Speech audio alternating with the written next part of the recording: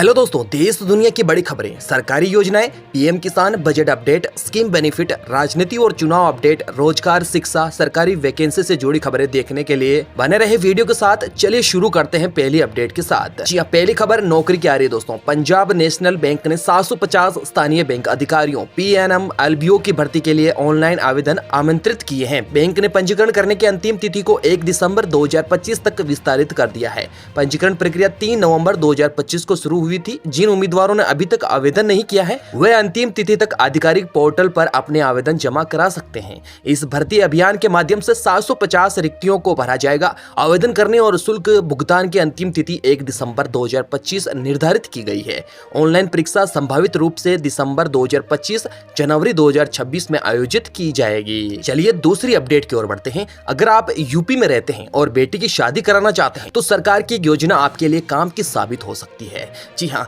UP सरकार ने हाल ही में पात्रता की शर्तों में बदलाव किया है ताकि ज्यादा से ज्यादा लोगों को इस योजना का लाभ मिले। हर पिता अपनी बेटी की शादी धूमधाम से करना चाहता है और अक्सर इस ख्वाहिश को पूरा करने के लिए माता पिता कर्ज के बोझ तले दब जाते हैं। गरीब व वंचित वर्ग के परिवारों की लड़कियों की शादी सम्मानजनक तरीके से हो और उसके लिए परिवार को परेशानी भी न उठानी पड़े, इसलिए यूपी सरकार ने मुख्यमंत्री सामूहिक विवाह योजना की शुरुआत की। इस योजना के तहत शादी के लिए सरकार की ओर से हर जोड़े पर 1 लाख रुपए खर्च किए जाते हैं। कुछ समय पहले ये राशि 51,000 रुपए थी, जिसे सरकार ने बढ़ाकर 1 लाख रुपए कर दिया है। लड़की का भविष्य सुरक्षित करने के लिए इस राशि में 60,000 रुपए उसके खाते में जमा किए जाते हैं ताकि जरूरत पड़ने पर इसका इस्तेमाल किया जा सके।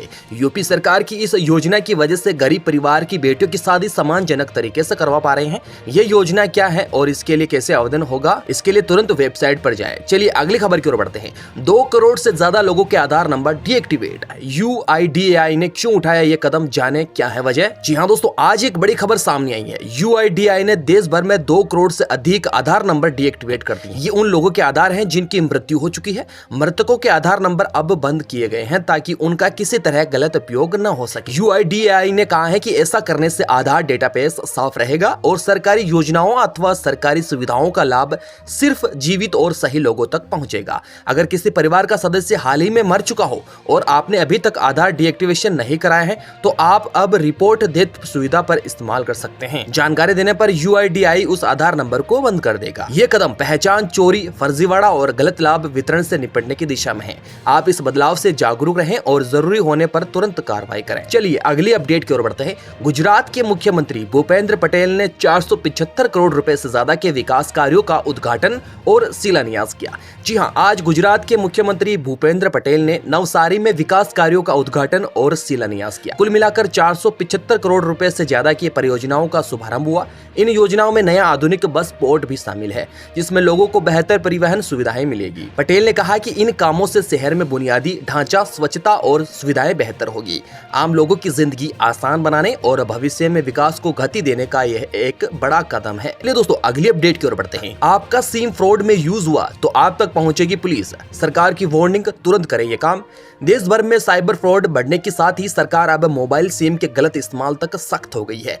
टेलीकॉम डिपार्टमेंट यानी DOT ने साफ चेतावनी जारी की है। जी हाँ, PTI की रिपोर्ट के मुताबिक DOT ने कहा है कि अगर किसी सिम कार्ड का रजिस्ट्रेशन आपके नाम पर है और उसका इस्तेमाल किसी गलत काम में होता है तो कानूनी जिम्मेदारी भी आपकी ही मानी जाएगी। यानी अगर वो सिम आपने खुद यूज किया हो या किसी को दे दिया हो या फिर आपको पता ही नहीं कि कोई दूसरा उसका गलत फायदा उठा रहा है, ऐसी स्थिति में कानून में उसी का नाम चलेगा जिसके डॉक्यूमेंट्स पर सिम ली गई थी। चलिए नई अपडेट की ओर बढ़ते हैं। बढ़ते गंभीर वायु प्रदूषण को देखते हुए सुप्रीम कोर्ट की सुनवाई को पूरी तरह वर्चुअल मोड में बदलने की संभावना पर विचार करते हुए भारत के मुख्य न्यायाधीश CJI सूर्यकांत ने कहा कि एक दिन पहले 1 घंटे की सैर पर जाने के बाद उनकी तबीयत खराब हो गई थी। CJI ने कहा कि वे बार से परामर्श करने के बाद निर्णय लेंगे। वहीं अदालत में 60 वर्ष से अधिक आयु के वकीलों को वर्चुअल सुनवाई की अनुमति देने का भी सुझाव रखा गया है। चलिए किसानों के लिए एक और बड़ी अपडेट आ गई है। महाराष्ट्र के 92,84,720 किसानों के खाते में फिर आएंगे 2-2 हजार। पीएम किसान के बाद नमो शेतकरी की सौगात। जी हाँ, बड़ी अपडेट है किसानों के लिए।